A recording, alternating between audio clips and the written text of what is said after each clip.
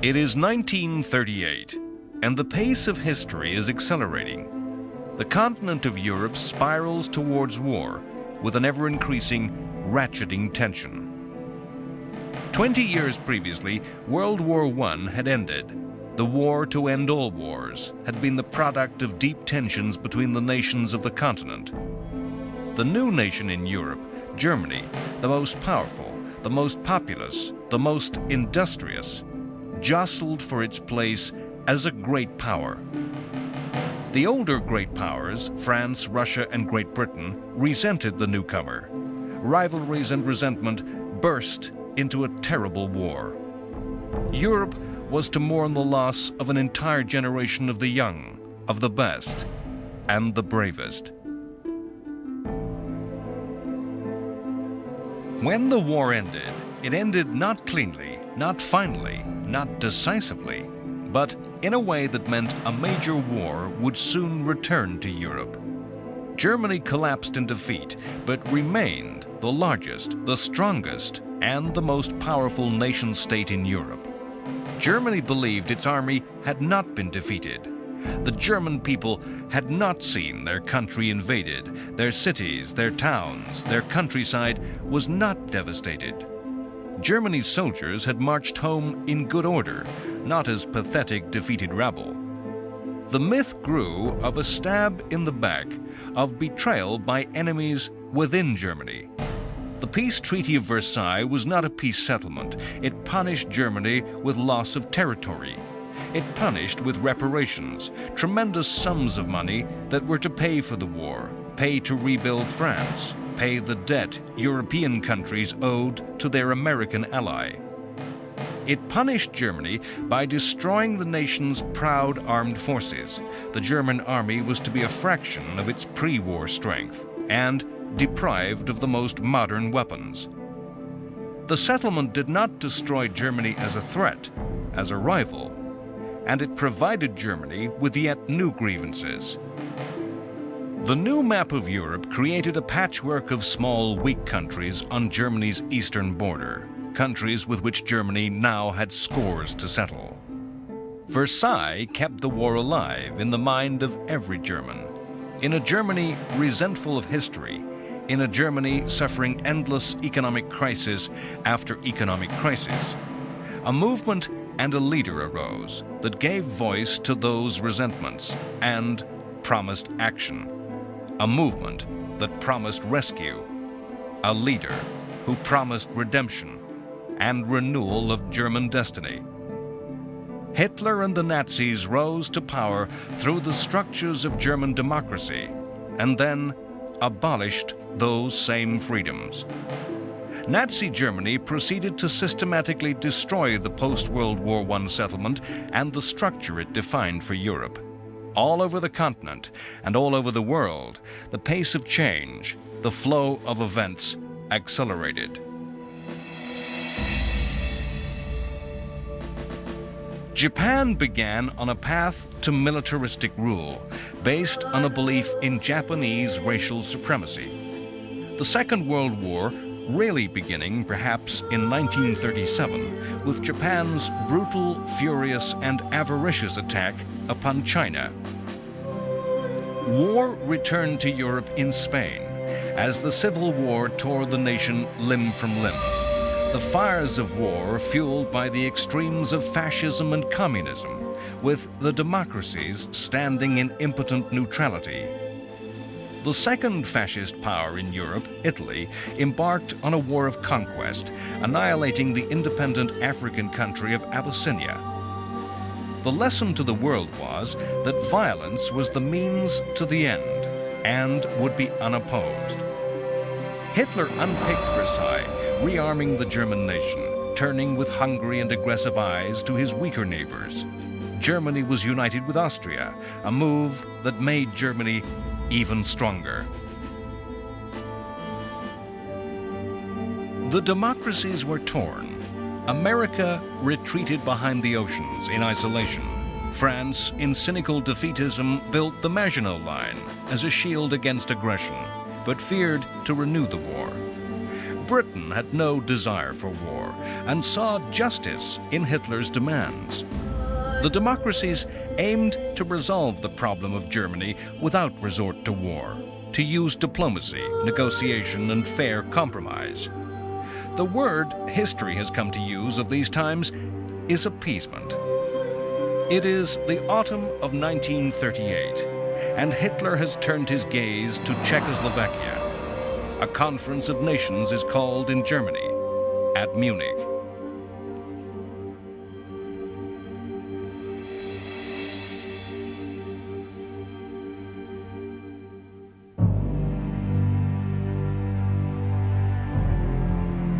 After the Anschluss, all of Europe knew that something else was going to happen, and knew that Czechoslovakia was going to be that something else. In October 1938, the leaders of the great powers of Europe gathered at Munich in Germany for what was, perhaps, the first modern summit meeting. But this was no stately diplomatic conference held in a palace. The leaders flew to a conference held before the newsreel cameras of the world under the gaze of the public eye. The leaders speaking sound bites for the media. When I come back, I hope I may be able to say, as Hotspur says in Henry IV, out of this little danger, we pluck this flower safely. They met to resolve the problem of Czechoslovakia. Czechoslovakia was a democratic state, a state allied to the French. Czechoslovakia was a thorn in the side of Hitler's state, physically thrusting into the right, politically challenging both the ideas and beliefs of Nazism. Czechoslovakia was an isolated state, with Germany between her and her French ally, and surrounded by states that were unfriendly. If the conference failed, if Hitler and the Nazis chose to act against Czechoslovakia, there could be no half measures on the part of Britain and France, no sanctions that would help, no supply of arms. To protect Czechoslovakia from Nazi aggression would need full general war in Europe.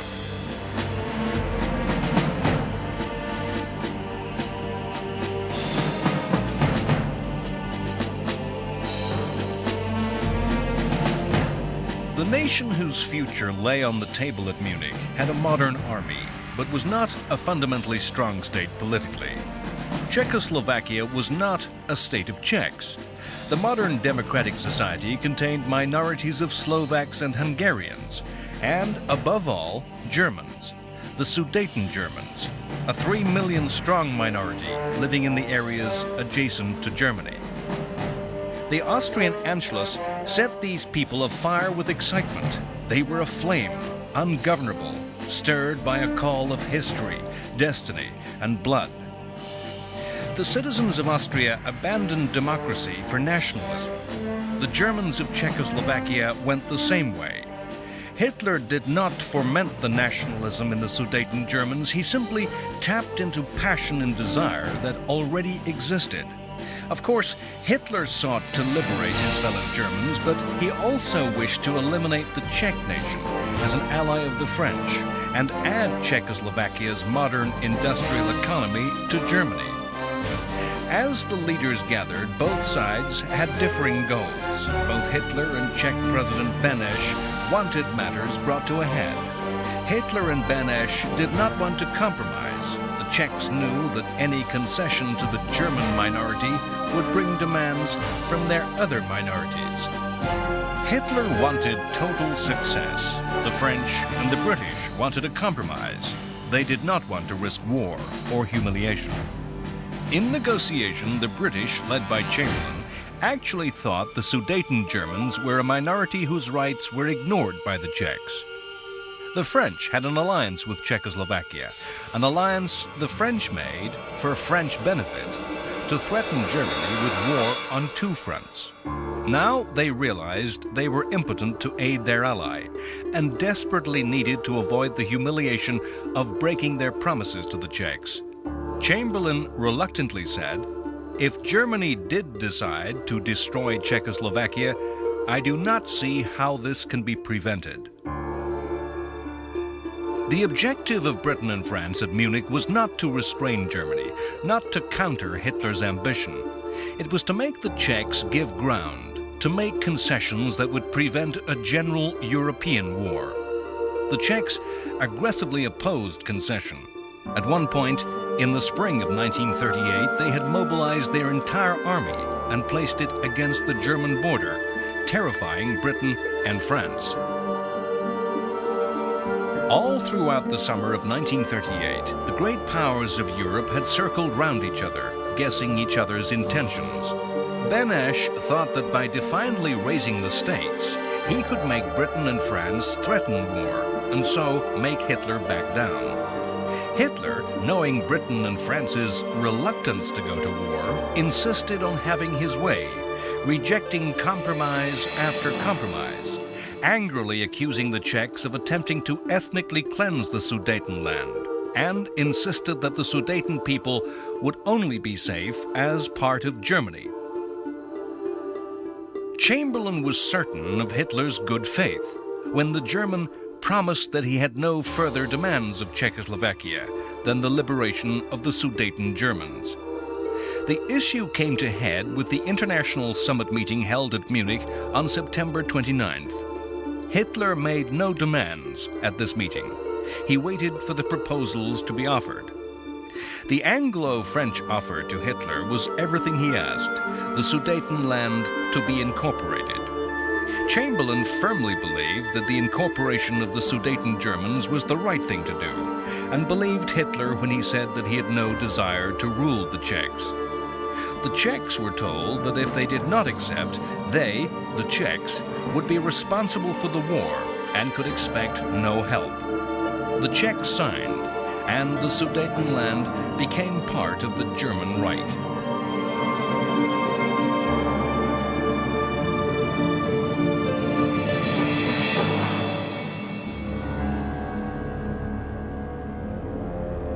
Many years later, as the war ended, President Benesch was to look at Prague as a city that had remained intact throughout the war. Benesch said, "Is it not beautiful? The only city in Central Europe not destroyed, and all my doing." The Munich Conference is regarded in history as the definitive appeasement and has made that word synonymous with betrayal. Yet, as we judge with the benefit of history, would we have gone to war? Or would we have seen, as did Chamberlain, principle and fairness coming together with expediency? Perhaps the words for which the Munich crisis is most remembered are not those of the agreement reached over Czechoslovakia. When that agreement had been made, Chamberlain requested another meeting with Hitler. He presented Hitler with the draft of a statement. "We are resolved that the method of consultation shall be the method adopted to deal with any other questions that may concern our two countries. We are determined to continue our efforts to remove possible sources of difference and thus assure the peace of Europe." Hitler happily and enthusiastically signed. It was this piece of paper that Chamberlain proudly waved to the crowds in London. It was of this that he was to say, "This is the second time that there has come back from Germany peace with honor. I believe it is peace for our time." If the French and British leaders had betrayed the Czechs, if they had foolishly given in to Hitler's lies, it was a betrayal that was welcomed. It was a set of lies that the populations of both democracies believed.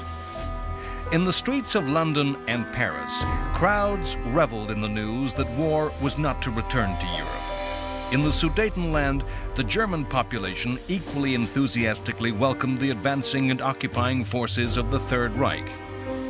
The democracies thought Munich a new Versailles, an epoch-making event that would establish a new order in Europe, a new system of security and peace throughout the continent. A settlement that killed Versailles for good, removing the tensions, the mistrust, and the resentment, replacing a European order directed at Germany and German ambitions with one that was based upon fairness and justice. Hindsight, knowledge of what follows, makes us see the whole affair as a fraud. The events at Munich were logical. They followed on from events which had gone on before. The French had abandoned each clause of Versailles without a fight. The French did not fear military defeat.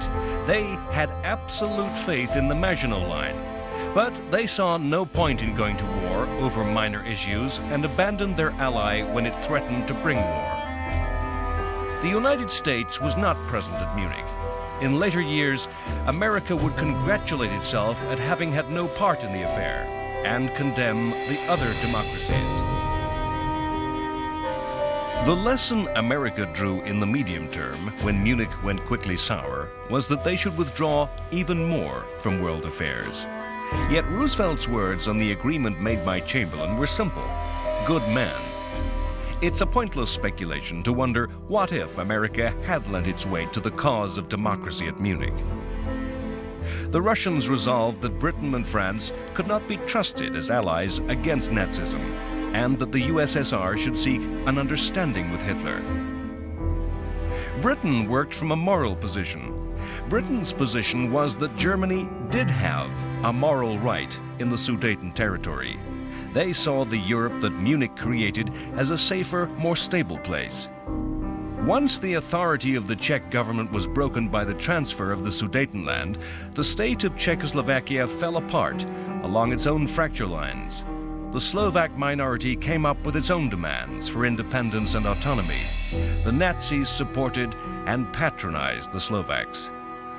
The Czech government in Prague proposed occupying Slovakia with troops.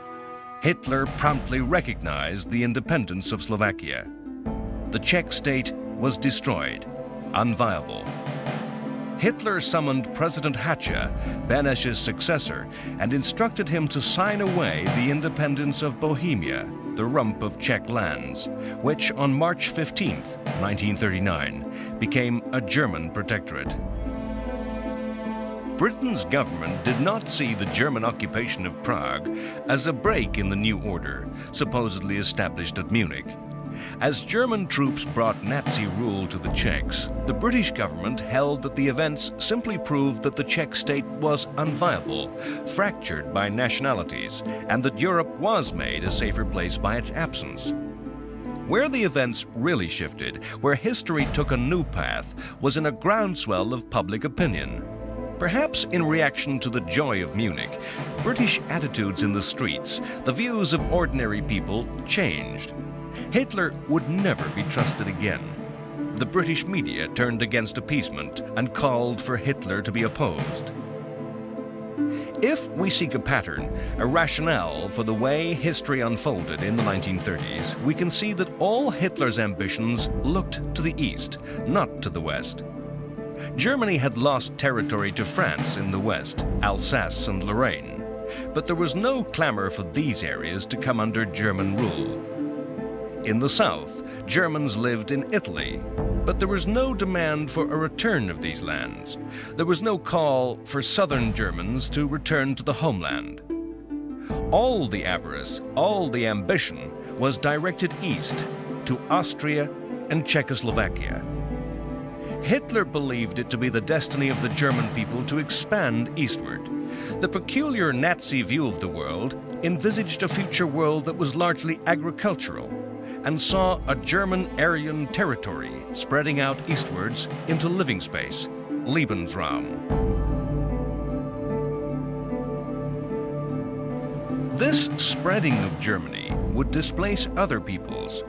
Hitler saw this expansion as eastward into the vast spaces of Russia and the Ukraine. When the Nazi troops completed the annexation of Czechoslovakia on March 15, 1938, within days, German diplomats renewed demands of Poland that the city of Danzig be returned to Germany, and that Germany be given a rail and road link to East Prussia, a German corridor across the Polish corridor. Danzig was a German city. The corridor was German land, lived in by Germans, given to the new state of Poland at the end of World War I. The Poles rejected the German demands out of hand.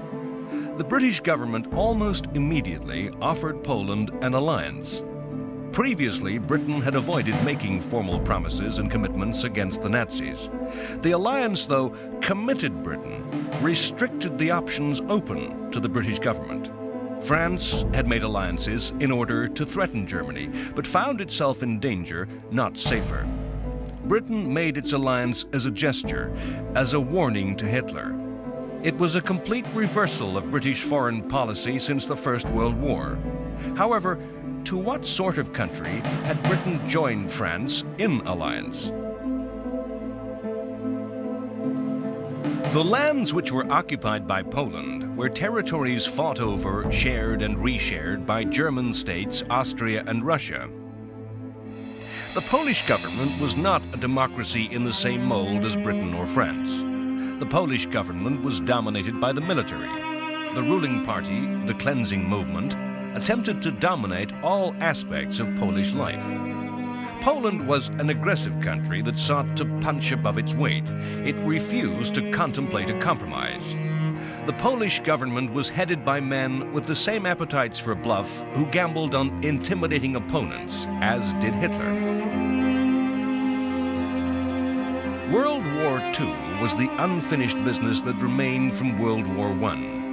Much of that unfinished business lay between Germany and her former enemies, and between Germany and the smaller countries in the East. Poland had its own unfinished business with Russia, or rather the Soviet Union. The eastern border between Russia and Poland was not defined, and in the end was established in a series of armed confrontations in the early 1920s. If Hitler had ambitions in the East, it would be true that Poland equally looked to Soviet territory with envy. The climate of aggression was hardening all over the continent of Europe. In the spring of 1939, Italy invaded and occupied Albania. Mussolini, always keen to emulate Hitler, always driven by envy of Germany, and resentful of the success and dominance of what he thought the junior fascist power in Europe, mounted an attack on his neighbor across the Adriatic. The victory of the Italians was easy. Albania, with a population of barely 1 million, was the most primitive state in Europe. Politically a tribal monarchy, riven by feudal clans and factions, the country was taken over in days, with almost no fighting. Annexed to become Italian territory, the King of Italy declared the King of Albania. Mussolini intended that Albania be used as a stepping stone on a path of conquest throughout the Balkans and southern Europe, to enable Italy to dominate the Mediterranean. In an attempt to head off war with Germany over Poland, Britain and France recognized and accepted the Italian action.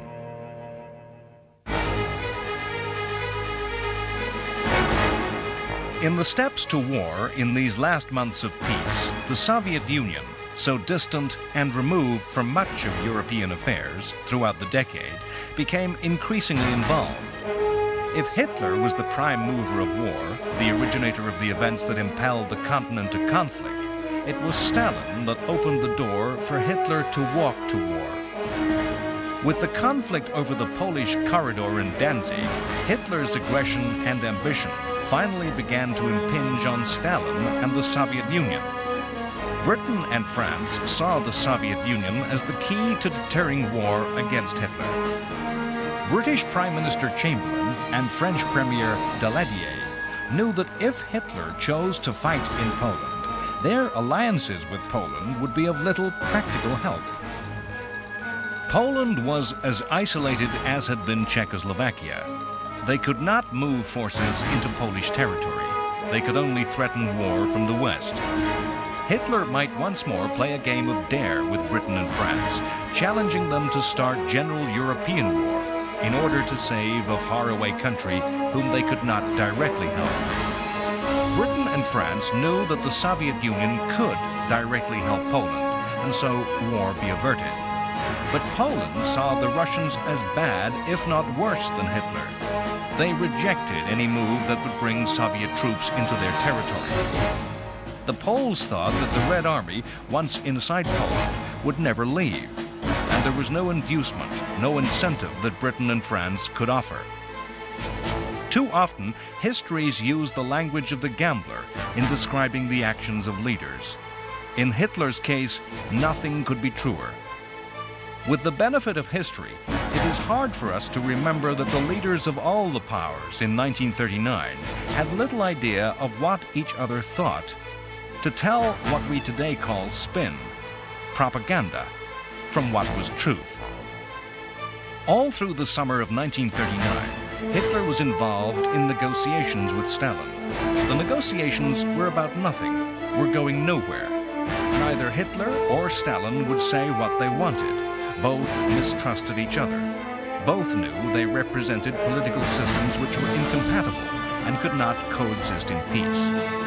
Then Hitler gambled. He revealed his ambition to attack the Poles and offered Stalin half of Poland. Stalin picked up the offer. Stalin was obsessed with territory and saw the extension of his border westward as a resolution of old scores and, in his paranoia, an insurance against invasion. A non-aggression pact was signed between German Foreign Minister Ribbentrop and his Soviet equal Molotov on August 22nd. This news shocked the world, and at a stroke all strategies of the British and the French were in ruins. No one knew of the secret clauses built into the pact that in the event of war between Poland and Germany, the USSR would attack in the east and take the eastern half of the Polish nation. Poland was falsely confident. It knew nothing of the secret agreement. Poland thought that Britain and France would attack in the west, causing Hitler to split his forces. In fact, when war broke out, the French did nothing and sat behind the Maginot Line, making small attacks, slowly mobilizing, calling up strength.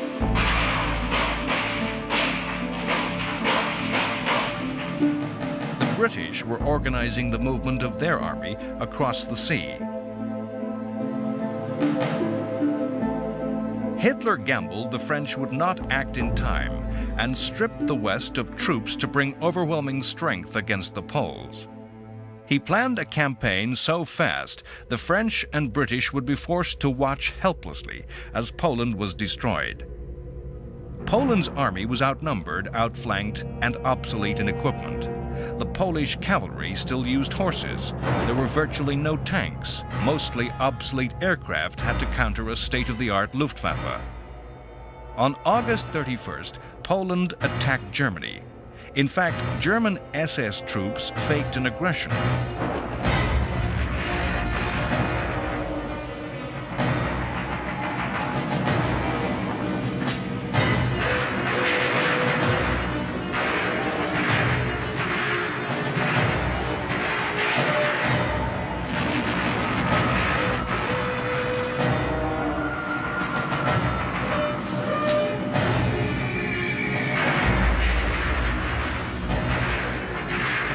By the end of the next day, the Polish Air Force had been destroyed and the German army was deep into Poland.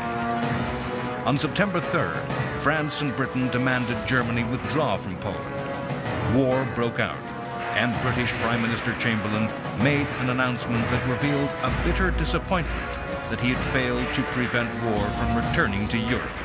I am speaking to you from the Cabinet Room at 10 Downing Street. This morning, the British ambassador in Berlin handed the German government a final note stating that unless we heard from them by 11 o'clock, that they were prepared at once to withdraw their troops from Poland, a state of war would exist between us. I have to tell you now that no such undertaking has been received, and that consequently this country is at war with Germany.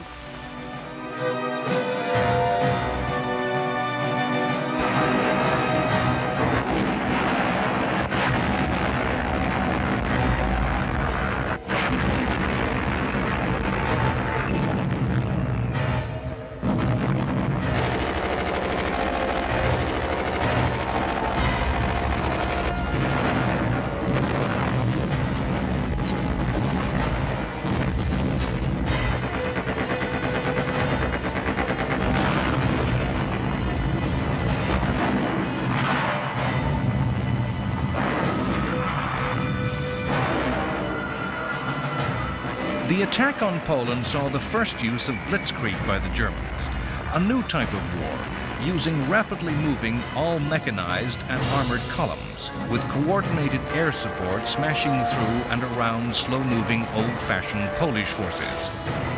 The Polish army were rapidly surrounded and cut off.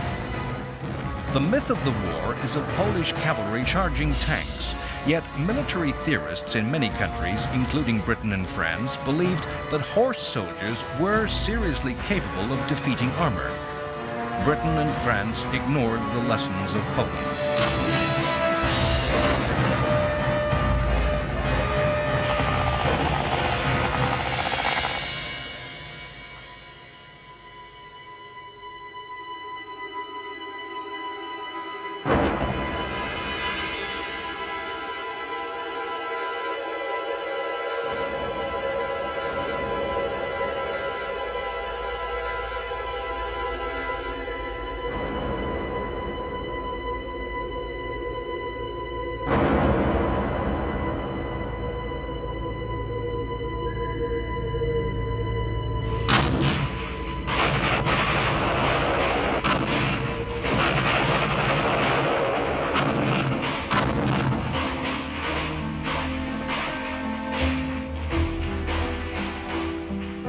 By October 6th, all Polish forces had surrendered.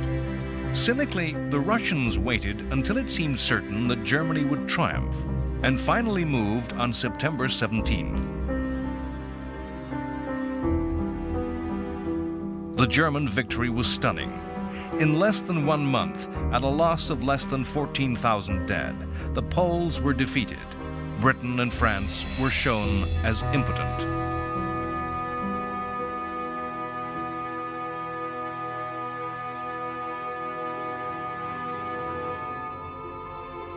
In the United States, President Roosevelt induced Congress to repeal an arms embargo, but the supply of arms was limited to cash and carry. Arms had to be paid for in hard cash and could not be exported in American ships.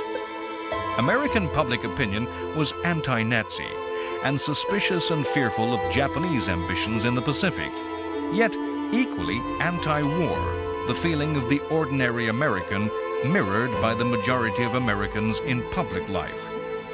Charles Lindbergh, aviator and national hero, was an outspoken opponent of America having anything to do with a European war. America quietly hoped that Britain and France would somehow contain the Nazis and that some compromise could be worked out with Japan. In the tangle of events spreading out from Hitler's decision to attack was a single-page letter from Albert Einstein to Franklin Roosevelt. Einstein, the most eminent scientist of his day, German and Jewish, a refugee from Nazism, was the only scientist who could write directly to the president and be taken seriously. Einstein warned Roosevelt of Germany's plans to investigate the military uses of uranium, of the newly discovered atomic energy. He warned that in taking over Czechoslovakia, Germany had secured a rich uranium mine. This single letter was to bear fruit 5 years later over the Japanese cities of Hiroshima and Nagasaki. Germany's ally Italy stayed out of the war, remaining neutral. In March 1939, Italy and Germany had finally made a formal alliance, what Mussolini grandiosely called the Pact of Steel. The pact declared that either country was to come to the aid of the other if attacked, and gave Italy a free hand to direct strategy in the Mediterranean. As the pact was put into writing, the Italians signed on the verbal understanding that war would not come until 1943. It is a fact of history commonly lost that the pre-war relationship between Italy and Germany was not strong. Mussolini resented Hitler. The Germans thought Italy's imperial adventures ill-advised. Hitler had hoped that a war might start between Italy and France alone, which might distract and weaken France. The British and the French hoped from time to time to prize Italy and Germany apart. The two dictatorships had differences over the Anschluss with Austria. Had Mussolini offered an alliance to the democracies, they would have accepted. Hitler and Mussolini did come to have a strong personal regard for each other, but this was not something shared by the respective military and naval commanders, nor by the ordinary Italian and German. Italy's strategic interests lay in expansion and control of the Mediterranean, the Lebensraum of the Italians, what Mussolini referred to as Mare Nostrum, our sea. War came as a surprise, the pace of events overtaking world leaders. No country on either side was ready to fight in 1939, and all were taken unawares by the outbreak of war. Germany worked to a long-term plan. Hitler had come to power in 1933 and looked for a period of 10 years before rearmament was complete and the Austrian and Czech territories absorbed. Italy was not ready for war and saw in the Pact of Steel a guarantee of 5 years' peace. With the British and French declaration of war, the fighting spread across the world. Both countries were the center of worldwide empires. Britain was to call upon soldiers from Australia, New Zealand, Canada, and South Africa, the Dominions, self-governing members of Britain's family. These countries willingly and unhesitatingly declared war on Germany at the same time as Great Britain. From the colonies of the empire, Britain was to summon Indian, African, and Caribbean soldiers. French forces contained soldiers from Africa and Indochina. Presciently, some of France's toughest fighters were from Vietnam. The first week of the war did in fact see a French offensive in the west, remarkable in the fact that its effect was so limited. Small numbers of French soldiers pushed 8 kilometers inside Germany to within sight of the Siegfried Line, a line of German fortifications, the match of the Maginot Line. And there they stopped. The professional predictors and theorists, men who look into the future and attempt to foretell the future wars, often fail to see accurately, misreading the lessons of the past. In the summer and late autumn of 1939, much of Europe lived in a state of febrile panic, fearing attack from the air with bomb and poison gas. Futuristic theories of war predicted mass aerial assaults on the city centers. It was commonly held that no defense was possible against attack by bombers. Everywhere shelters were dug. Sandbags were piled around the doors and windows of shops and public buildings. The people of Britain had been issued with 38 million gas masks. No citizen was meant to be without his mask at any time. This was a time when the life of the civilian descended into black comedy and farce. The distinctive cardboard boxes and bags in which the gas mask was carried was too often turned into a useful shoulder bag and contained a worker's lunch. A market in sandbags developed, with speculators having bought up supplies in advance of war. New ranks of officialdom appeared. Air raid wardens patrolled the streets. They were to warn of gas attack by using children's rattles. They enforced a strict blackout at night, ensuring no light showed that could guide enemy aircraft. An immediate reaction to the outbreak of war and the fear that aerial attack was imminent was the mass evacuation of children from cities to safe areas. By the evening of September 3rd, nearly 1.5 million children, mothers of infants and pregnant women, had been moved to safety. In fact, fear of reprisals by chemical weapons meant that neither side in Europe was to risk their use at any time in the war. Britain and France, although having done all they could to avoid conflict, were in fact able to look to a coming war with confidence, not with fear. The subsequent history, collapse and rout that filled the following years clouds our judgment to the fact that as Britain and France mobilized, called up their reserves, marshaled and equipped their troops, the numbers made war in 1939 appear a risky undertaking for Germany. If the leaders of Britain and France laid out their relative strengths on paper, they could sleep easily. Counting the armies already in the field, Britain and France could more than match Germany's strength when fully mobilized, with all reserves called up. Britain and France combined could count on a total of 3 million to Germany's 2.5 million.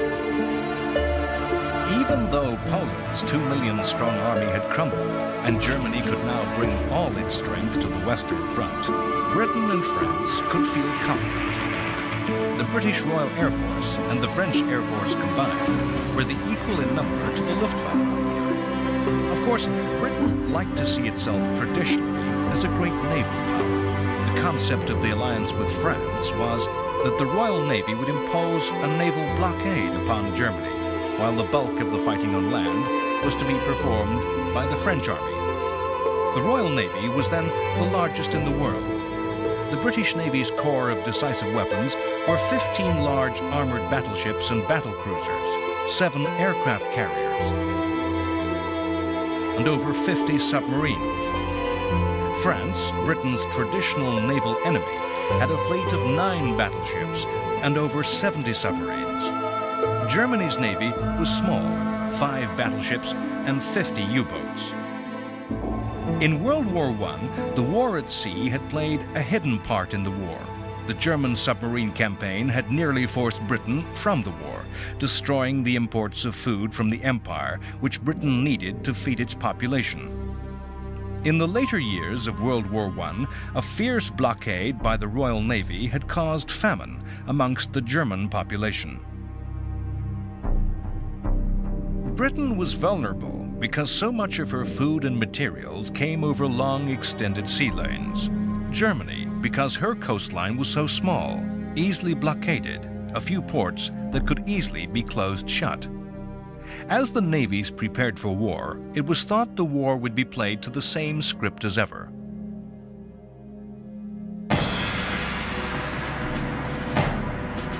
The pride of navies everywhere was the battle fleet, a fleet of large, fast, heavily armored and heavily gunned battleships. The number and size of these vessels was taken as a measure of the virility of each nation. On these measures, the cards were stacked heavily against Germany. In World War I, the battle fleets of Britain and Germany had met for only a few hours. No lesson had been learnt as to the value of the big gun ship. In between the wars, the size of the fleets and the size of the ships in those fleets were limited by international treaties. The coming war was to show that the battleship was no longer the capital ship, the decisive weapon of naval warfare. Aircraft were to make these ships too vulnerable to attack. A few cheap aircraft made on the production line in weeks could easily destroy a major warship that could take years and massive sums to rebuild. But this was not clear in 1939. Only some navies realized the true value of aircraft and the aircraft carrier. In the long-term plans of Germany, a series of large warships, such as the Bismarck, were built to threaten Britain. Aircraft carriers were built for some future war against the USA.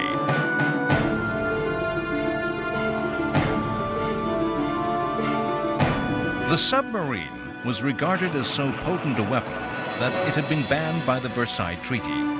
The submarine as U-boat is forever associated in mythology as the definitive Nazi weapon. Yet, as with all navies, the submariner was regarded as a second-class sailor by big ship admirals and had to face a struggle to establish their worth.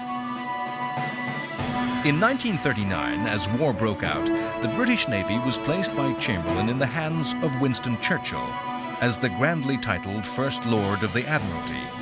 Amazingly, Churchill had held the same job in the First World War.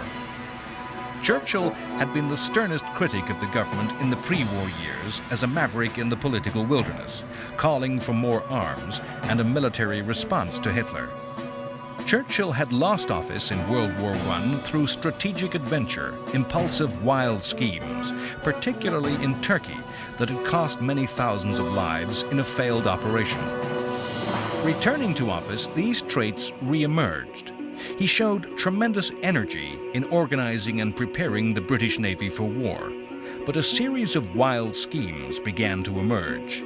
again to draw Turkey into the war, to incredibly place mines in Germany's rivers, to attack neutral shipping and ports, particularly those of Norway and Sweden, who were supplying important raw materials to Germany. Early on, in taking office, Churchill received a personal letter from American President Roosevelt. Roosevelt invited Churchill to keep me in touch personally with anything you want me to know about. The personal relationship between these two men, bypassing the administrations and structures of their respective countries, was to be of crucial importance in the coming years. As the Poles succumbed to defeat and occupation, Hitler offered Britain and France peace. He claimed to have no quarrel with France and desired active friendship with Britain. He called the war in the West a senseless waste of life and proposed a conference of the great powers that would create a new system of peace and security. He was rejected. We are so used to the story of World War, a globally consuming conflict that spread across the world, that the fact is lost that in 1939 the war was comparably small and could be reasonably assumed to be soluble. In Europe, in October 1939, Britain and France were at war, as were Britain and France's overseas colonies. Germany was at war. Poland, an occupied, defeated country, sliced up and lost. The Balkans were at peace. Some were pro-German, like Romania and Hungary.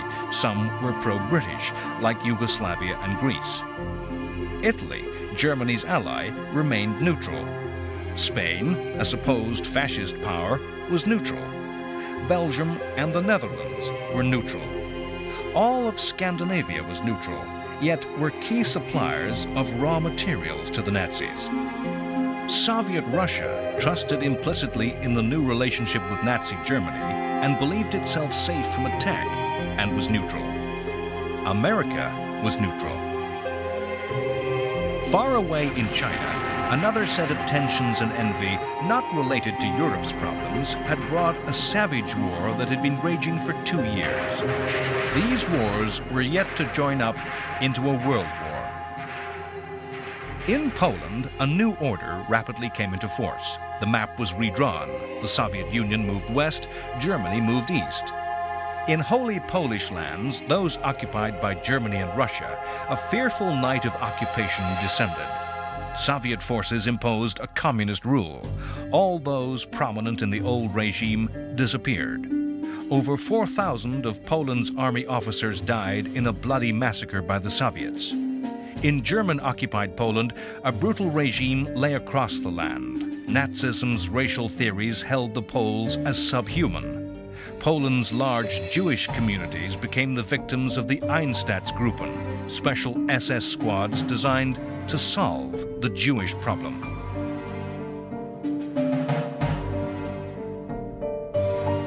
Freed of any fear of attack from the east, German will and forces turned to the west and began to assemble its might against the democracies.